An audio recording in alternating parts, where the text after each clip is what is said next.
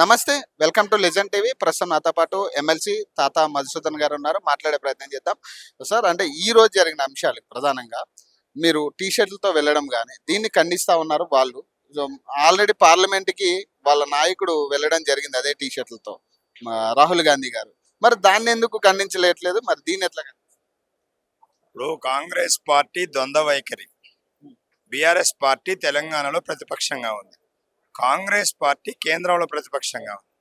Congress party same Adani విషయం మీదనే parliament లో గత 7 రోజులుగా గొడవ చేస్తుంది.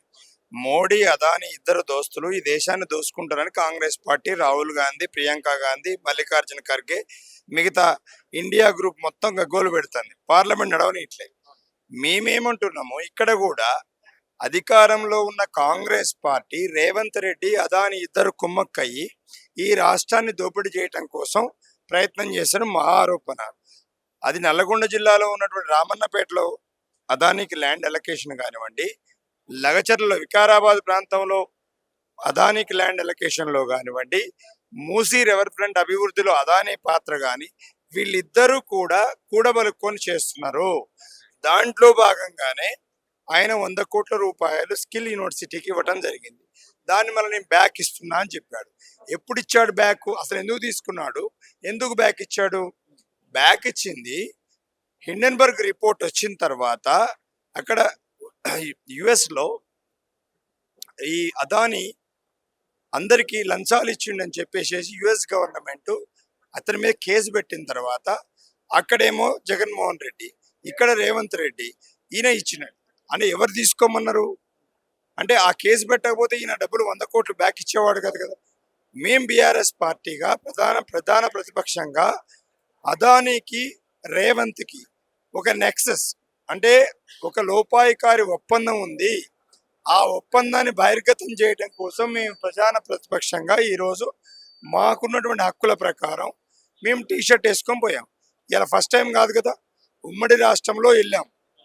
తెలంగాణ వచ్చిన తర్వాత కూడా వాళ్ళు కూడా టీ షర్ట్లు వేసుకొని వచ్చారు, నల్ల కండువలు వేసుకొని వచ్చారు, నల్ల బ్యాడ్జీలు పెట్టుకొని వచ్చారు. మేము 10 సంవత్సరాలు ఉన్నప్పుడు కూడా. ఆ రోజు కానీ తప్పు, ఈ రోజు ఎంత తప్పు అయింది? 2 స్పీకర్ గారు కానీ, చైర్మన్ గారు కానీ, ఆ రోజు కూడా చైర్మన్ గారు ఆ రోజు మాతో పాటు అధికార పక్షంలో ఉన్నారు. మరి వారికి అన్ని విషయాలు తెలుసు కదా. స్పీకర్ గారు కూడా మంత్రిగా చేశారు, ఆ రోజు ప్రతిపక్షంలో ఉన్నారు. మరి మేము మా హక్కుల్ని హరించేటువంటి హక్కు ఎవరికి ఇచ్చారని మేము అడుగుతున్నాం. అంటే కాంగ్రెస్ పార్టీ, మీరు పార్లమెంట్లో చేస్తేనేమో ఒప్పు, మేము చేస్తే తప్పు. అంటే మీరు చేస్తే సంసారం, మేము చేస్తే వ్యభిచారం. ఇదా మీ కాంగ్రెస్ పార్టీ చేసేటువంటిది? మీకు సిగ్గుండాలి. ఈరోజు తెలంగాణ తల్లి విగ్రహాన్ని మేము ఇన్స్టాల్ చేస్తున్నామని చెప్పేసి, తెలంగాణ తల్లి అంటే రూపం కాదు, తెలంగాణ ప్రజల యొక్క ఆలోచన నుంచి పుట్టినట్టు తెలంగాణ తల్లి. కేసీఆర్ గారు తీసుకొచ్చింది కాదు ఇది. ఒక 70 సంవత్సరాల మేధోమదనం. 70 సంవత్సరాల తర్వాత తెలంగాణ కవులు, కళాకారులు, విద్యావంతులు, మేధావులు అందరూ కూడా చర్చోపచర్చలు చేసిన తర్వాత తెలంగాణ తల్లి వచ్చింది. ఇవాళ ఆయన భార్య లాంటి ఫోటో ఒకటి పెట్టి దాని చేతిలో ఒక కంకి, ఒక జొన్న కంకి, ఒక మొక్కజొన్న కంకి వేసి హస్తం గుర్తుపెట్టి అభయ హస్తం అని చెప్తున్నాడు.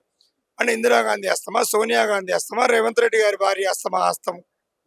తెలంగాణ అస్తిత్వానికి, తెలంగాణ పోరాటానికి ఊపిరిలూడింది బతుకమ్మ.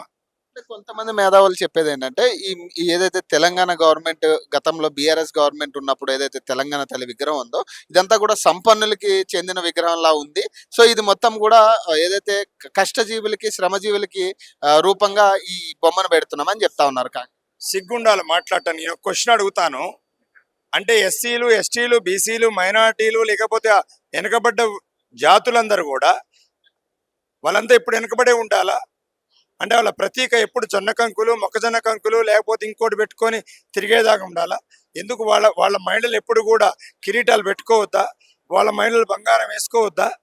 అంటే ఎస్సీ, ఎస్టీ, అణగారిన వర్గాల ప్రతీక అంటే, ఓహో మీరు ఎప్పుడు పేదరికంలో ఉండండి, ఇట్లనే ఉండండి చెప్పడం కోసం రేవంత్ రెడ్డి యొక్క ఆలోచన తప్పు. తెలంగాణ బిడ్డలందరూ, ఇలా భారత మాత ఉంది. భారతదేశంలో రకరకాల కులాలు, రకరకాల మతాలు ఉన్నాయి. కానీ భారత మాతని మనం గొప్పగా చూసుకుంటాం, భారత మాతని. అలాగే ఆంధ్ర వాళ్ళు తెలుగు తల్లిని గొప్పగా చూసుకుంటారు. మనం కూడా తెలంగాణ బిడ్డలుగా తెలంగాణ తల్లిని గొప్పగా ఊహించుకుంటాం. నా తెలంగాణ తల్లిని పేద తల్లిగా ఊహించుకోలేం. మన వ్యక్తిగతంగా మదర్ వేరు, ఒక జాతి తల్లి వేరు. జాతి ఆలోచన నుంచి వచ్చింది తెలంగాణ తల్లి. తెలంగాణ తల్లి ఎప్పుడు సమున్నతంగా గౌరవం ఉండాలనుకుంటున్నాం. నీలాగా చిల్లర బుద్ధులతో ఆలోచించే విధంగా ఉండొద్దని మేము కోరుతున్నాం. అంటే ఈ రోజు అంటే రాష్ట్రంలో ఏం జరుగుతుందో ఒక ప్రతిపక్ష నాయకుల్ని కనీసం అసెంబ్లీలో మాట్లాడనివ్వని పరిస్థితి కనపడతా ఉంది. కనీసం ఈ రోజు మీకు అసెంబ్లీ సమావేశానికి అలోకేట్ కూడా లేదు. మరి ఏం చెప్పబోతున్నారు? మరి ఏం జరుగుతుంది తెలంగాణ రాష్ట్రం? ఇదే రేవంత్ రెడ్డి ముఖ్యమంత్రి కాకముందు పిసిసి అధ్యక్షుడు ఉన్నప్పుడు రాష్ట్రంలో ప్రజాస్వామ్యం లేదన్న. నేను అడుగుతున్నా ఈరోజు ప్రజాప్రతినిధులు ప్రజల చేత ఎన్నిక కాబడినటువంటి ప్రజాప్రతినిధులు ఎన్నికయ్యి అసెంబ్లీకి వెళ్ళి తమ అభిప్రాయాన్ని చెప్పటానికి కూడా స్వేచ్ఛ లేని పరిస్థితి తెలంగాణ రాష్ట్రంలో నెలకొంది. గత నెల రోజులుగా పోలీసు రాజ్యం వేలుతుంది తెలంగాణ రాష్ట్రంలో. మా నాయకులందరి ఇళ్ల చుట్టూ పోలీసుని, ఇంటెలిజెన్స్ బ్యూరోని మోహరించారు. ఏ నాయకుడు కూడా స్వేచ్ఛగా బయటికి వెళ్ళలేని పరిస్థితి కల్పించారు. ఒక భయంకరమైన వాతావరణం, ఒక యుద్ధ వాతావరణం, ఒక నిరంకుశ పాలన రేవంత్ రెడ్డి చేస్తున్నాడు. ఒక పిచ్చోడి చేతిలో రాయిలాగా తెలంగాణ పరిపాలన ఉంది. ఇందిరమ్మ రాజ్యము అనంటే 1975 ఎమర్జెన్సీలో ఈ దేశంలో ఏదైతే పరిస్థితులు సృష్టించబడ్డాయో అలాంటి పరిస్థితులే ఈరోజు ఇందిరమ్మ రాజ్యం తెలంగాణలో సృష్టించబడ్డాయి రేవంత్ రెడ్డి నాయకత్వంలో. కాబట్టి పౌర హక్కులు అణిచివేయబడ్డాయి, ప్రజాప్రతినిధుల యొక్క హక్కులను అణిచివేయబడ్డాయి. కాబట్టి రాబోయే రోజుల్లో ఖచ్చితంగా ప్రజా ప్రతిపక్షంగా ప్రజల పక్షాన కొట్లాడే రైట్ మాకుంది. ప్రజల పక్షాన పోరాడతాం. ఒక్క విషయం అంటే విజయోత్సవ సభలు చేసుకుంటా ఉన్నారు. మరి మీరు యాక్సెప్ట్ చేస్తున్నారు విజయోత్సవ సభల్ని? అంటే కొన్ని విజయోత్సవ సభలకు కొంచెం కొంత అభ్యంతరం కూడా ఉంది. సినిమా పాటలు పాడుతా ఉన్నారు, సినిమా అనౌన్స్మెంట్లు చేస్తా ఉన్నారు అని కొన్ని అభ్యంతరం కూడా ఉంది. మీరు ఏం చెప్పబోతున్నారు? వాళ్ళని అడగాలి విజయోత్సవాలు ఎందుకు చేసుకుంటున్నారు, ఏం చేశారని విజయోత్సవాలు చేసుకుంటున్నారు. 420 హామీలు 6 గ్యారంటీలు ఇచ్చారు. ఆ గ్యారంటీల్లో ఎంత పర్సంటేజ్ ఇంప్లిమెంట్ చేశారు? వాళ్ళ కాలం 5 సంవత్సరాలు కదా వాళ్ళకి మ్యాండేట్ ఇచ్చింది. 20% టైం అయిపోయింది, అంటే 1 ఇయర్ టైం అయిపోయింది. ఈ 20%లో 20% వాళ్ళ హామీలు నెరవేర్చిండ్రా? మీరు ఏం నెరవేర్చారని విజయోత్సవాలు చేసుకుంటారు? ప్రజల్ని మోసం చేసామని నెరవేర్చుకుంటారా? లేకపోతే ఎందుకు నెరవేర్చు? వాళ్ళని గుండె మీద చేసుకోమని చెప్పండి. ఇవి ప్రజా విజయోత్సవాలు కాదు, ప్రజల వంచన విజయోత్సవాలు. 5 సంవత్సరాలకి 2 లక్షల ఉద్యోగాలు అని చెప్పాం. ఏడాదికి 2 లక్షల ఉద్యోగాలు కాదని మొన్న శ్రీధర్ బాబు గారు ఒక ఇంటర్వ్యూలో చెప్తా ఉన్నారు. శ్రీధర్ బాబు ఏం చెప్తాడో, తుమ్మల నాగేశ్వరరావు ఏం చెప్తాడో, బట్టి విక్రమార్క ఏం చెప్తాడో వాళ్ళకే సయోధ్య లేదు. ఎవడు మంత్రో ఎవడు మంత్రి కాదో వాళ్ళకు మంత్రి మండలి కలెక్టివ్ డెసిషన్ లేదు. రేవంత్ రెడ్డి చెప్పాడు, నాకు రోషయ్య లాంటి సహచరుడు మంత్రివర్గంలో ఉంటే నేను బ్రహ్మాండంగా పనిచేసేవాడిని. అంటే రోషయ్య లాంటి సహచరుడు లేడని ఆయనే ఫీల్ అవుతున్నాడు. ఆయన ఇన్సెక్యూర్గా ఫీల్ అవుతాడు. ఆయనే ఓపెన్గా చెప్పాడు, కొనిజేటి రోషయ్య లాంటి నా సహచరుడు నాకుంటే ఇవాళ రేవంత్ రెడ్డి ఇంకా బాగా పనిచేసేవాడని చెప్తున్నాడు. అంటే ఎవడు కోఆపరేట్ చేయట్లే ఆయనకి.